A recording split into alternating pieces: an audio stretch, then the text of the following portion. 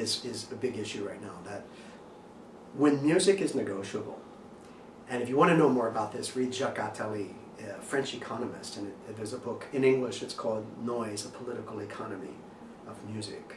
It's fantastic. And what he talks about, he shows how in a capitalist world, in a materialist world, everything has a price. Everything is a commodity. You buy and you sell. And when music falls into that, it's the Mephistopheles story. It's the Mephistopheles story. It's Faust. You have made a deal with the devil in that sense, if you wish, in that you're buying and selling. It's a marketplace. And that's a completely different world, which I knew I wasn't interested in. That. It becomes very commercialized. Well, it is commercialized, yeah, and I think that affects what you do. So you've lost your dare. You've lost your sense of using music as a means of traveling through the cosmos, through the universe, to find meaning. Is that, I mean, what's more important, you know, a sense of meaning, or a sense of who you are or who you aren't, a sense of answering questions of who are we, why are we here, and what's the purpose of this, and why are you videoing me right now, and why am I talking to you, and who are you right now who's listening to me? Because this is a video and it's for some time in the future, so somebody's listening to me right now, and I'm asking you, who are you? And why are you listening to this? And what do you think is music? And if we discover it as a portal, and we understand that shamanistic connection to it, it's a completely different story. For me, who has been seeking to shed the very capitalist world that I'm from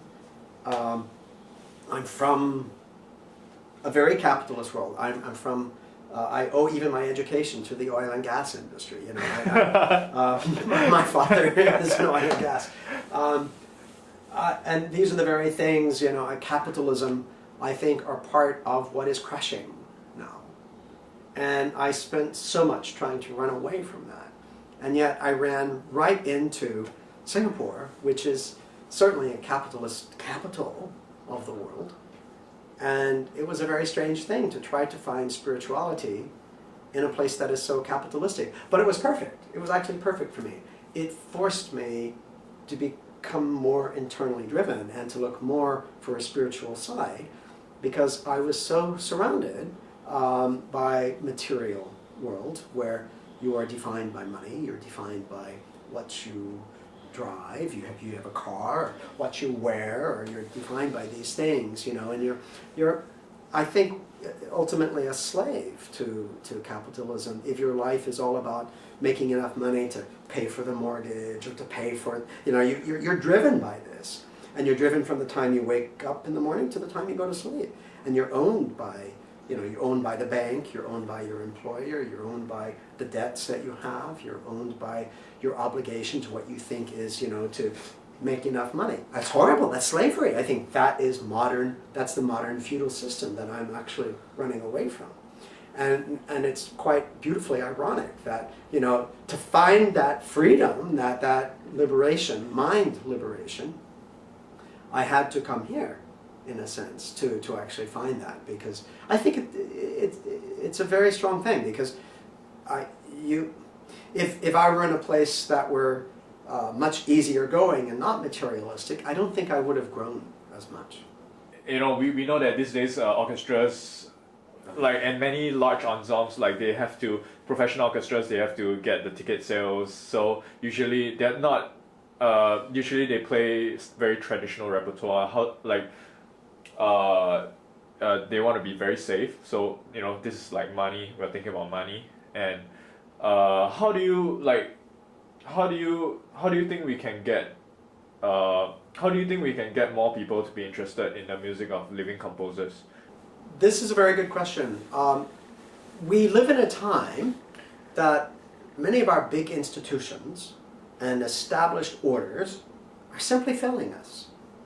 They're simply failing us. And if they seem to thrive, it may largely be to capitalist interests because they're able to market themselves, they're able to position themselves. And I think there's something very alarming about that we need to be very careful of. I think the answer is in back to grassroots, do it yourself.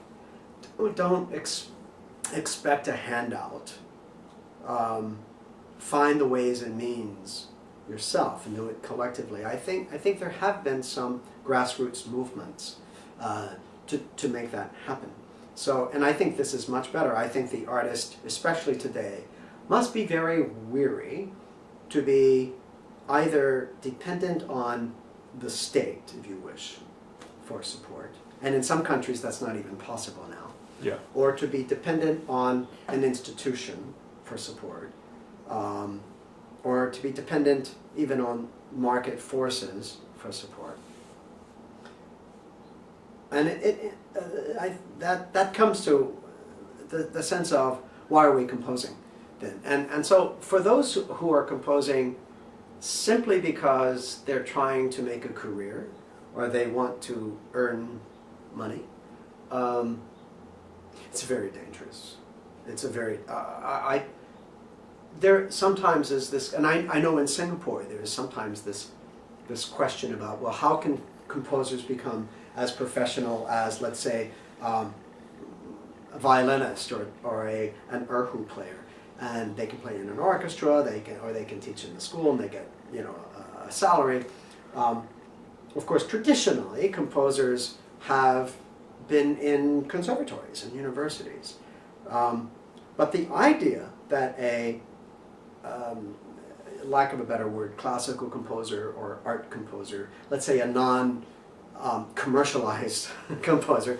And I don't like the genres of even jazz, pop, rock, classical, because I think it all mixes. So I don't really like the divisions. But I think there is a division of those who write more formulaic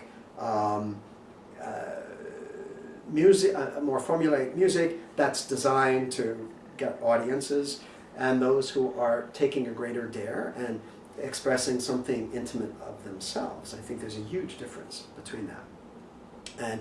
And so if a young composer, I think, trying to make their way and to think that they're going to build a financial security out of writing this kind of art music, I think they're dreaming.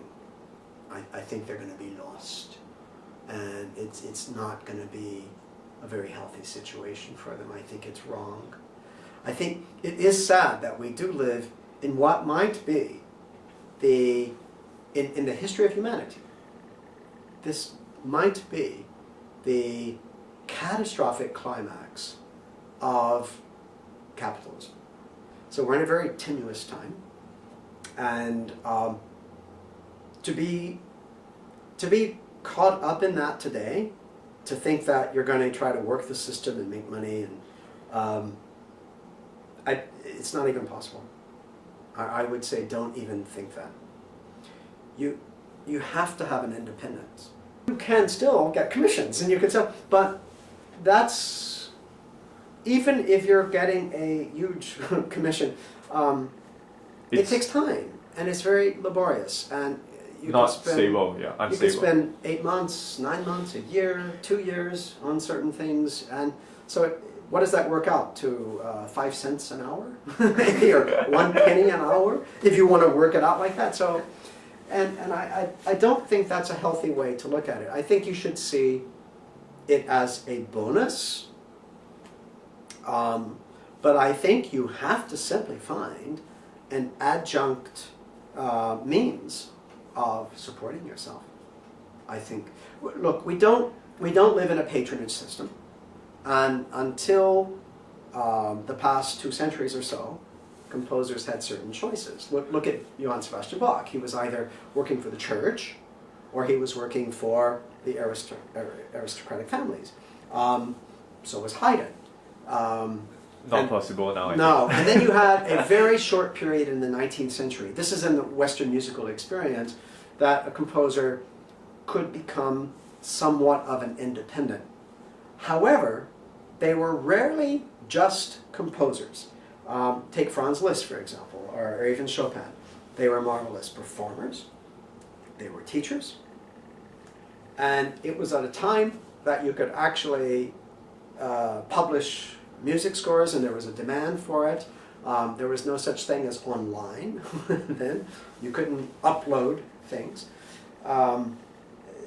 It was a different world. We don't live in that world anymore.